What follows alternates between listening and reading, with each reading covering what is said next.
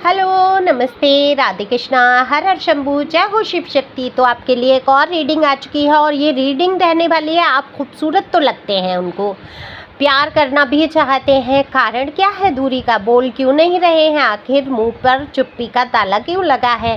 ये दूरियां हैं, मजबूरियां हैं, क्या कारण है इन दूरियों का? सारा कुछ जानेंगे टैरो कार्ड से। और ये बिल्कुल ही सादा सिंपल जनरल रीडिंग है। ओपन माइंड से सुनेंगे। मेल फीमेल दोनों के लिए समान है, यानी स्त्री पुरुष आप जो भी देख रहे हैं आपको खुद पता है आपका जेंडर क्या है। तो एक लाइक तो बनता ही बनता है। कार्ड मैंने शफल कर लिए हैं जैसा कि मैंने बोला। और ये व्हाट्सएप नंबर दिया है पर्सनल रीडिंग के लिए। पर्सनल रीडिंग फ्री नहीं है, एनर्जी फीस होती है जो आप पे कर देते हैं, आपकी रीडिंग बुक हो जाती है। व्हाट्सएप नंबर है, सिंपल कॉल नहीं है। ओके, तो देखो, अगर आप पहली बार आए हैं तो सब्सक्राइब करिए और कमेंट्स के माध्यम से जो लोग कमेंट्स करते हैं उनकी एनर्जी आती है। कमेंट्स के माध्यम से अपनी एनर्जी को सेंड कर सकते हैं। जब आप एनर्जी अपनी सेंड करते हैं तब रीडिंग आपसे रेजोनेट हो पाती है। आप आते हैं चैनल पे, एनर्जी सेंड करो, हो सकता है अगली रीडिंग आपके लिए हो जाए। तो फटाफट से रीडिंग करते हैं। जैसे मैंने बोला, कार्ड निकाल ही लिए हैं। बिल्कुल यहाँ पर मैं देख पा रही हूँ खूबसूरत तो आप बला के हैं, मेल हैं या फीमेल हैं। खूबसूरती सिर्फ फीमेल के लिए ही नहीं है, ऐसा नहीं है एक वो कहते हैं पद भी संभाल लिए कि नहीं नहीं फीमेल को ही खूबसूरत कहेंगे। नहीं नहीं, कई हमारे यहाँ पुरुष ऐसे हैं, देखो संत देखो, महात्मा देखो, डिवाइनली चमक होती है उनके ऊपर, है ना। मैं ये नहीं कह रही हूँ आप संत हैं, महात्मा हैं, लेकिन आपके अंदर वो पावर, वो चमक, वो है। क्यों है आप लोगों के अंदर? मेल फीमेल दोनों की यहाँ बात हो रही। क्यों है वो खूबसूरती, वो मासूमियत वाली एक फेस पे जो मैं कहूँगी ऑरा आपका कह लीजिए कि जो ऑरा आपका है वो इतना शुद्ध है, पवित्र है कि उसकी चमक आपको खूबसूरत बना देती है। ये आपको नहीं दिखता होगा, लेकिन सामने वाले जब आपकी तरफ आकर्षित होते हैं, आपको मुड़ मुड़ के देखते हैं, या लोग आपको बड़ी ही प्रशंसा की नज़र से देखते हैं या घूर के देखते हैं, तो आपको खुद लगता है ऐसा क्या देख रहे हैं, ये ऐसा क्या है मेरे अंदर, ऐसे क्यों लोग मुझसे जोड़ते हैं। तो ये डिवाइन की ओर से आपको एक गॉड गिफ्ट है कह लीजिए, है ना, कि आप इतने खूबसूरत दूसरों को लगते हैं। जब आपका ग्रह कहते हैं शुक्र ग्रह मजबूत होता है तो वो आपको आकर्षित बना ही देता है। तो बुरी से बुरी शक्ल वाला भी इंसान दूसरों को सुंदर लगने लगता है। तभी तो कहते हैं कभी कभी ऐसे रिश्ते हो जाते हैं जिनमें लोग कह देते हैं अरे इसने देखा क्या, अरे यार इसको इससे प्यार क्यों हो गया। तो अब वो उसको पता ही नहीं उसका शुक्र ग्रह मजबूत है और वो इसलिए उसके साथ देखो रिलेशन में आया, एक आकर्षण पैदा हुआ और वो रिलेशन में हो गया। तो मैं यहाँ ये नहीं कह रही हूँ कि आप बहुत बदसूरत हैं, आपका ग्रह मजबूत है इसलिए आप सुंदर लग रहे हैं लोगों को। नहीं नहीं, आप हैं भी, दिखने में भी बहुत अच्छे हो। और फिर डिवाइन ने जिसको बनाया है, ईश्वर ने ही तो बनाया आपको, तो आप हमेशा खूबसूरत हैं। धूप बत्ती में जलाऊँ और मुझको जुकाम ना हो, ऐसा हो ही नहीं सकता। तो जब भी मैं रीडिंग करती हूँ और मेरे साथ बड़ी प्रॉब्लम हो जाती है और धूप बत्ती तो जलाना ही पड़ता है ना। तो पूजा में धूप बत्ती ना हो तो वो भी अच्छा नहीं लगता। मुझे उसकी खुशबू बहुत पसंद है, एक अंदर से बहुत हीलिंग हो जाती है। किसी ने कहा था कि मैं अपने बारे में बात बहुत करती हूँ, ऐसा नहीं है। मैं आपसे कनेक्ट होना चाहती हूँ और एक अगर कहीं बात कर रही हूँ तो मैं उदाहरण के तौर पे बात कर रही हूँ, ठीक है। या कोई समस्या है तो मैं आपसे, आप मेरी सोल फैमिली हो तो मैं आपसे शेयर कर सकती हूँ ना। और कहाँ करूँगी जाके, मैं सारा दिन तो चैनल पे रीडिंग पे ही रहती हूँ। तो यहाँ बात हो रही है कि आपकी खूबसूरती को तो पसंद करते हैं। ये देखो, ये कोई क्रश हो सकते हैं आप जिनको मनी मन बहुत प्यार करते हैं, पसंद करते हैं। हो सकता है आपने जाहिर भी किया हो या हो सकता है इन्होंने कुछ जाहिर किया हो, लेकिन आपसे संपर्क, रिश्ता वो प्यार वाला आगे नहीं बढ़ पा रहा। या ये आपके हस्बैंड वाइफ जो भी हैं उनके रिलेशन में अब नो कॉन्टेक्ट सिचुएशन है, ये रिश्ता आपका कोई भी हो, तो वहाँ पर ये मुझे लग रहा है कि इनके दिल में देखो आपकी खूबसूरती घर बना चुकी है। आपको प्यार भी बहुत करना चाहते हैं, आपके साथ समय बिताना चाहते हैं, आपको छू लेना चाहते हैं, आपको गले लगाना चाहते हैं, आपके हाथ को पकड़ के घंटों आपसे बात करना चाहते हैं, लेकिन दूरी बनी हुई है। आप इनकी नज़रों से, इनके हाव भाव से अगर ये सामने हैं तो आप समझ सकते हैं।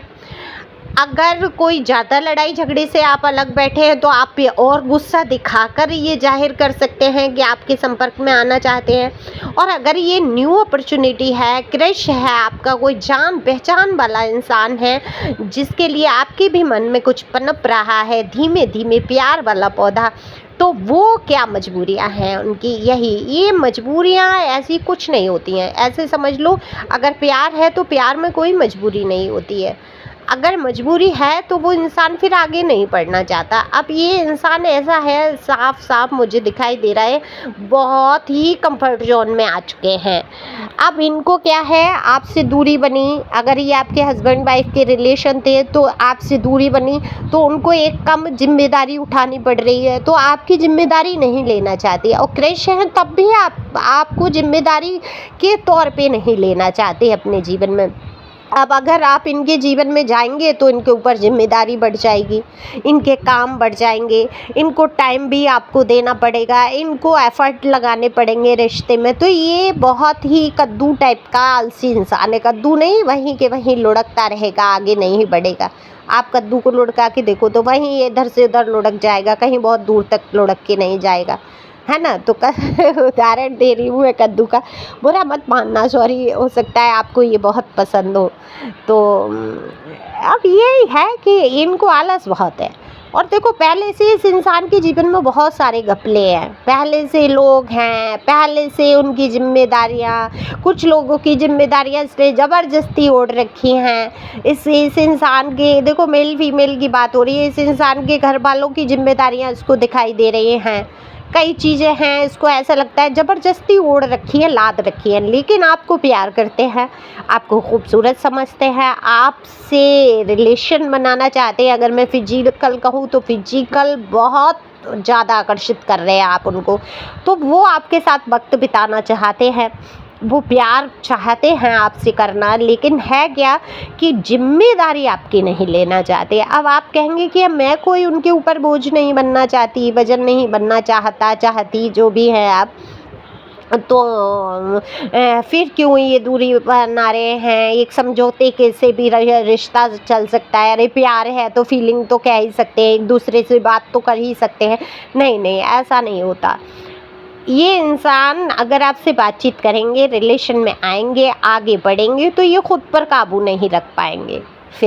फिर ये आपसे जुड़ जाएंगे गहराइयों से। और हो सकता है कोई कंडीशन आपके सामने ऐसी हो, या इनके सामने कोई कंडीशन ऐसी आ रही है, या तो घर परिवार का बहुत रोक टोक है, इनके ऊपर प्रेशर है, या फिर आप मैरिड है, ये मैरिड है, या दोनों अलग अलग मैरिड हो, या एक अनमैरिड मैरिड, कोई सिचुएशन है। कास्ट कल्चर इशू हो सकता है, कुछ है इशू ऐसा आपका। एज इफेक्ट भी दिख रहा है मुझे, एज में गैप हो सकता है। यहाँ बेबीज की एनर्जी है, हो सकता है आप में से किसी के बेबी हो, या ऐसे इंसान के पर्सन के बेबी हो, या ये आपसे बेबी चाहते हैं, या आप कल्पना करती हैं कि अगर इनसे आपका बेबी हो तो कैसा होगा। आप बहुत गहराइयों से जुड़ती जा रहे हैं या जुड़ते जा रहे हैं। बेचैनी महसूस करते हैं, एंजाइटी महसूस करते हैं, आपको बहुत रोना आता है। आप सोचते हैं, आपको तसल्ली नहीं हो रही, आप सोचते हैं कि क्यों नहीं ये बोल देता है। आपका एक मन करता है कि इसको पकड़ के झंझोड़ के पूछा जाए कि क्यों नहीं बोलते हो या बोलती हो, अगर प्यार है। लेकिन ये आपको खोना भी नहीं, अटका के रखा है इस इंसान ने। ना तो क्लियर किया है ये आपसे प्यार करता है, ना इस इंसान ने ऐसा किया है कि ये आपसे प्यार नहीं है।